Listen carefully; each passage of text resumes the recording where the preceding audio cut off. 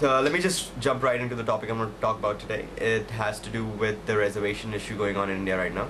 And it's a very serious issue, and we all should think about it and come to a conclusion of how we should go about this.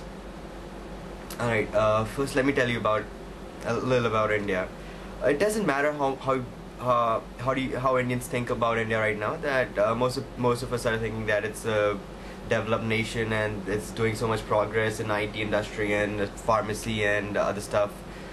And the GDP is high and inflation is in control and all that stuff. But the truth is, guys, we're still a poor nation, and still, believe it or not, we're still developing. And by developing, the definition means that the country is still in transition from one point to another, from an underdeveloped country to a developed country, and we're still in transition. And hence, there needs to be measures, drastic measures, which needs to be taken for us to become developed nation. And let me just get this straight out of the way straight away, that I am pro-reservation. And you don't have to believe me or anyone else for that matter, and you don't have to change your mind at all, but I'm just trying to give you another perspective about this whole reservation issue. You have heard everyone talking about anti-reservations, and people on the street, students on the street demonstrating about anti-reservations and how bad it is for the country and how we should abolish it after 60 years, and it hasn't worked in 60 years, so how is it going to work now? But it is being implemented differently this time, and with the leaders we have, I think it should work this time. And if it doesn't, there is a 5-year review program, guys, and if it's not working, we can take it off right off in 5 years, and we can even decrease the reservations in the 5 years. Alright, let me tackle the issues one by one, what people say.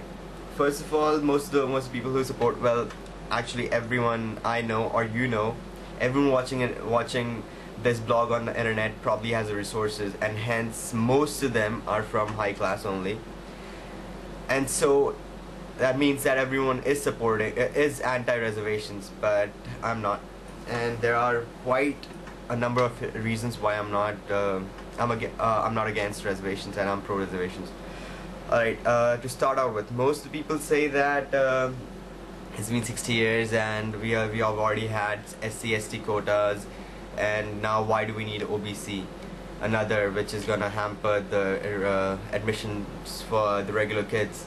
True, it is gonna hamper, but there is a section of our society which needs a helping hand, and we need to extend that hand instead, so that the whole country comes front, not just a group of people, not just anyone, but we want the whole country to go forward and not just some few people.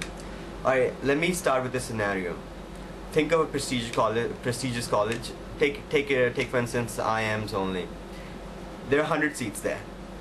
Alright, I'm gonna give you some stats, so watch this carefully. Alright, there are 100 seats in a college, and by the reservations rules right now, there is 22.5% reservation for SC/ST, 27% reservations for OBC, which is a new reservation, reservation laws which were just passed a few days ago, and so that makes up for 49.5% reserved seats, and that leaves 50.5% for the rest of the general public. Alright, that sounds very obscure and something which is, for a student, it's heart-wrenching that you're only fighting for half the seats in the college.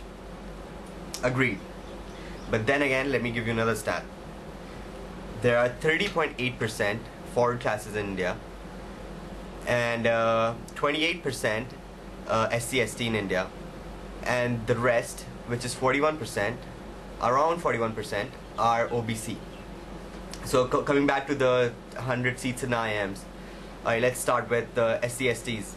SC/STs, the 28 of the SC/ST are fighting for the 22.5 seats, hypothetically speaking, and the 41 of the OBCs are fighting for the 27 reserved seats.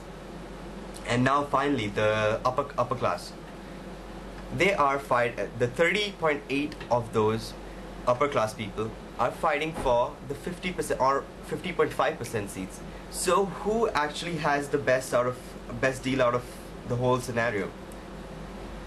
Alright, a developed nation is a nation in which every field is represented by the country itself, by the people of the country. The demographies are well laid out.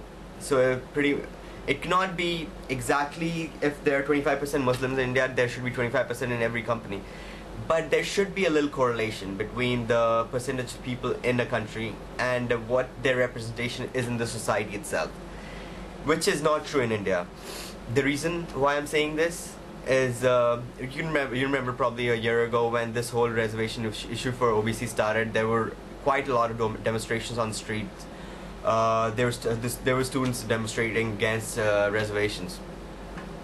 Yeah, but did you notice that there weren't even a single student community demonstrating with pro reservations? There weren't any. You know why? Because there aren't no students in OBC. Look around when you go to college tomorrow or anytime. Look around. How many people do you know who belong to the lower caste or lower class, whatever? There aren't many, and hence we need to give a helping hand to them so the whole country comes forward. And it's written in the constitution that drastic measures should be taken when the section of a community is not coming up, and this is the time when we need to take that step.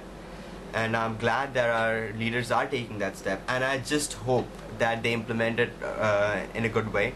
And to start out with, they have done a few good good clauses in the reservation laws. First being that the creamy layer would be excluded. So that just takes out most of your concerns that there would be rich OBC kids or rich SC/ST kids who would be getting into college, and the poor upper class kids won't be able to get in. The upper layer clause just takes it out. If you're rich, you probably won't qualify for the OBC quota. And then again, the second best clause in the reservation law is that every 5 years they'll be reviewed, and if needed after 5 years, that if we feel that some of the that we need less reservations or no reservations at all, then we can just get rid of it, or at least reduce the percentage of reservations. Alright, that just sums it all pretty much, that reservations should be used in our country. And then again, some people are going to say that there wouldn't be any quality in students in our prestigious universities. That's not true, because the universities themselves have been ordered to increase the number of seats. That way, it doesn't harm anyone at all. If there are more seats, then the absolute number of seats for the general public is not reduced. But there are seats, extra seats for the OBC and the SC/ST who can come and join our hands and take this country forward. And then another thing people say, this is just crazy. They say that Arjun Singh should only be treated by a doctor who's OBC. Does that make sense to you? There's so many other quotas in the college, NRIs and all those stuff. So every NRI should be treated by an NRI doctor only who got admission through NRI quota, or every management person should be treated by people who came from the management quota. This is crazy, and people stop using this. Anyhow, so to sum it all, guys, and by the way, the stats I gave you, I didn't make up those stats. Those are on Times of India. I'll give a link on my right next to my blog, and you can actually go to their website and look at the stats yourself. So finally, I support reservations. I don't expect you to support it, but think about it. It's not all that bad. I know some people are gonna get affected by it, but that's how you make sacrifices for your country, and this is the least bit you can do for your country, for your whole country to come up. Think about all the freedom fighters who are giving their lives for the country.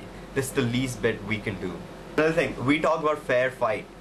You really think there's a fair fight for a person who's making minimum wages for his son or daughter to go to IIMs, which the fees there is like 4 or 5 lakhs annually. Okay, forget that. Even if they get into IIMs, they'll probably be able to get funds, and they will probably get bank loans, and they can finish their studies.